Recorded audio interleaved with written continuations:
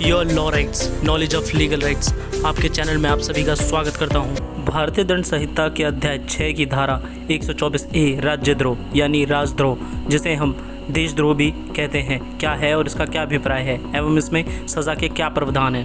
पुस्तक द्वारा विवरण यह कहता है, जो कोई बोले गए या लिखे गए शब्दों द्वारा या संकेतों द्वारा या दृश्य रूपण द्वारा या अन्यथा भारत में विधि द्वारा स्थापित सरकार के प्रति घृणा या अवमान पैदा करेगा या पैदा करने का प्रयत्न करेगा या अप्रीति प्रदीप्त करेगा या प्रदीप्त करने का प्रयत्न करेगा, वह आजीवन कारावास से जिसमें 3 वर्ष तक के कारावास से जिसमें जुर्माना जोड़ा जा सकेगा या जुर्माने से दंडित किया जाएगा। पहला स्पष्टीकरण, अप्रति पद के अंतर्गत अभक्ति और शत्रुता की समस्त भावनाएं आती हैं। दूसरा स्पष्टीकरण, घृणा, अवमान या प्रीति को प्रतिपत्त किए बिना या प्रतिपत्त करने का प्रयत्न किए बिना सरकार के कर्मों के प्रति विधिपूर्ण साधनों द्वारा उनको परिवर्तित कराने की दृष्टि से अनुमोदन प्रकट करने वाली टीका टिप्पणियों इस धारा के अधीन अपराध नहीं है। तृतीय स्पष्टीकरण, घृणा, अवमान या प्रीति को प्रतिपत्त किए बिना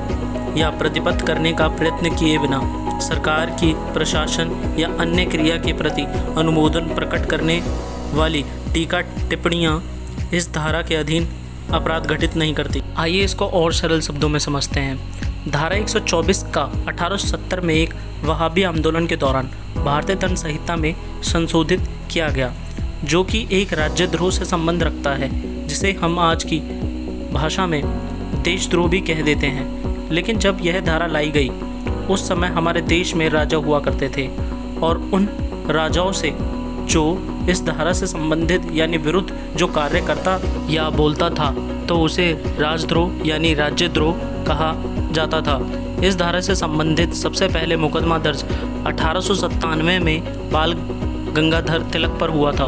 भारतीय दंड संहिता की धारा 124 का के अनुसार, यदि जो कोई भी व्यक्ति बोले गए या लिखे गए शब्दों द्वारा या संकेतों द्वारा या दृश्य रूपण द्वारा या अन्यथा भारत में विधि द्वारा स्थापित सरकार के प्रति घृणा या अवमान पैदा करेगा या पैदा करने का प्रयत्न करेगा या अप्रीतित प्रतिपत्त करेगा या प्रतिपत्त करने का प्रयत्न करेगा, यानी इससे यह अभिप्राय है कि देश में सरकार के खिलाफ टिप्पणी करना एक आम बात है, लेकिन किस हद तक क्या टिप्पणियां करनी है जिससे कि देश का माहौल खराब ना हो, दंगे फसाद ना हो, लड़ाई झगड़े ना हो। इसके लिए भारत में विधि द्वारा स्थापित सरकार जो भी होगी, यानी जो भी सरकार देश को रिप्रेजेंट करती हो और उसके खिलाफ कोई भी घृणा पैदा करता है या अपमान व तिरस्कार करता है या फिर पैदा करने की कोशिश करता है या किसी भी प्रकार अभक्ति व शत्रुता पैदा करता है जिससे कि देश में माहौल खराब हो, दंगे फसाद होने की आशंका हो,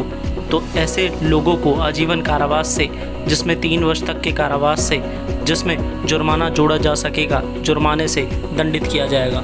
इस धारा में लागू अपराध क्या होंगे?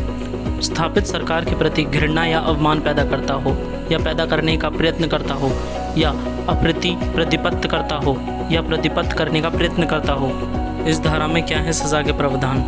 इस धारा के तहत दोषी पाए जाने पर आजीवन कारावास से या 3 वर्ष के कारावास से या फिर जिसमें जुर्माना जोड़ा जा सकेगा या जुर्माने से दंडित किया जाएगा। यह एक संज्ञा अपराध है व गैर जमानती अपराध भी है। यह सत्र न्यायालय द्वारा विचारणीय है। ऐसे ही हमारी अन्य अपडेट्स के लिए हमारे चैनल को लाइक करें, सब्सक्राइब करें और बेल आइकन को प्रेस करना ना भूलें।